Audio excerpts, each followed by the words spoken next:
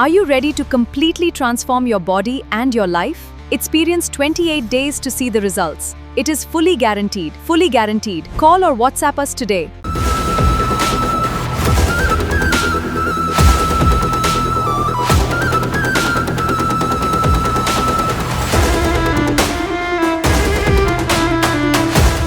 సినిమాను తలపించే సీన్.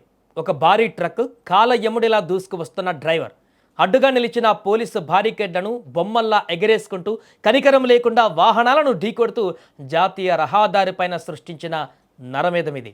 ఏకంగా 2 గంటల పాటు 2 రాష్ట్రాల సరిహద్దుల మధ్య వందలాది మంది చూస్తుండగానే లైవ్లో జరిగిన ఒక భయంకరమైన రోడ్ చేజ్ ఇది. అసలు ఒక 11 ఏళ్ల చిన్నారిని బలి తీసుకొని ఆ రాక్షసుడు హైవేపై ఎలా ప్రళయం సృష్టించాడు? ప్రాణాలకు తెగించి పోలీసులు ఆ భారీ ట్రక్ను ఎలా అదుపు చేశారు? సోషల్ మీడియాను షేక్ చేస్తున్న ఆ లైవ్ యాక్షన్ స్టోరీ ఏంటో ఒకసారి మనం చూద్దాం. ఈ ఘటన ఛత్తీస్గఢ్ రాష్ట్రంలోని రాజనంద్గావ్ మాన్పూర్ హైవే పైన జరిగింది. గుండర్దేహి అనే గ్రామం వద్ద ఎప్పటిలాగానే రోడ్డు ప్రశాంతంగా ఉంది. పూనం అనేటువంటి 11 ఏళ్ల చిన్నారి రోడ్డు పక్కన ఉంది. సరిగ్గా అదే సమయంలో ఒక భారీ ట్రక్ విజువల్లో కనిపిస్తుంది కదా, అది ఊహించని వేగంతో దూసుకు వచ్చింది. కేవలం కనీసం బ్రేక్ వేసేటువంటి ప్రయత్నం కూడా చేయకుండా ఆ చిన్నారిని బలంగా ఢీకొట్టింది. ఆ ప్రమాదం ఎంత ఘోరంగా జరిగిందంటే ఆ 11 ఏళ్ల బాలిక అక్కడికక్కడే క్షణాల్లోనే ప్రాణాలు కోల్పోయింది. సాధారణంగా ఎవరైతే ఆ వాహనం ఆపి జరిగిందేంటో చూసి అక్కడ పాప బ్రతికి ఉంటే హాస్పిటల్కి జాయిన్ చేయడం చేస్తుంటారు. కానీ ఆ డ్రైవర్ తలకెక్కినటువంటి మత్తులో మరో భయంకరమైనటువంటి నిర్ణయం తీసుకున్నాడు. వాహనాన్ని ఆపకుండా మరింత స్పీడ్ పెంచి మోహలా వైపు పరారవడానికి ప్రయత్నించాడు.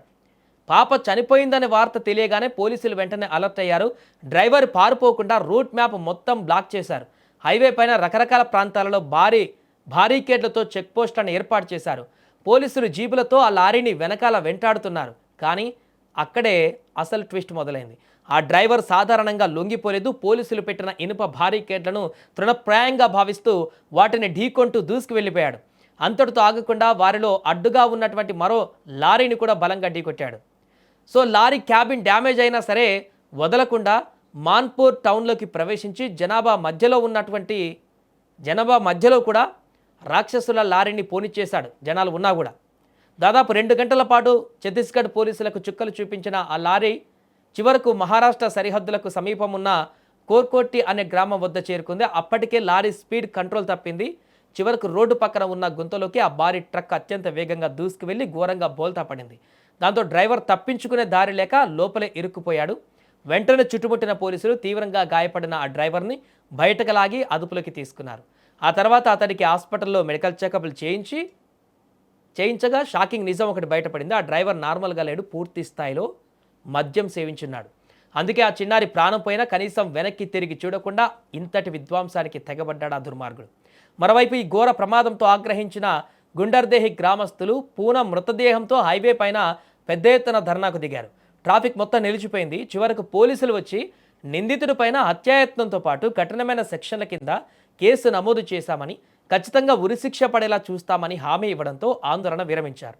మద్యం మత్తులో డ్రైవింగ్ చేయడం ఎంతమంది జీవితాలను బలి తీసుకుంటుందో చెప్పడానికి ఈ ఘటన మరొక నిదర్శనంగా మారింది. మరి ఈ దారుణమైనటువంటి ఘటన పైన, రాక్షస డ్రైవర్ పైన ఎలాంటి చర్యలు తీసుకోవాలో మీ అభిప్రాయం ఏంటో కూడా కామెంట్ చేయండి.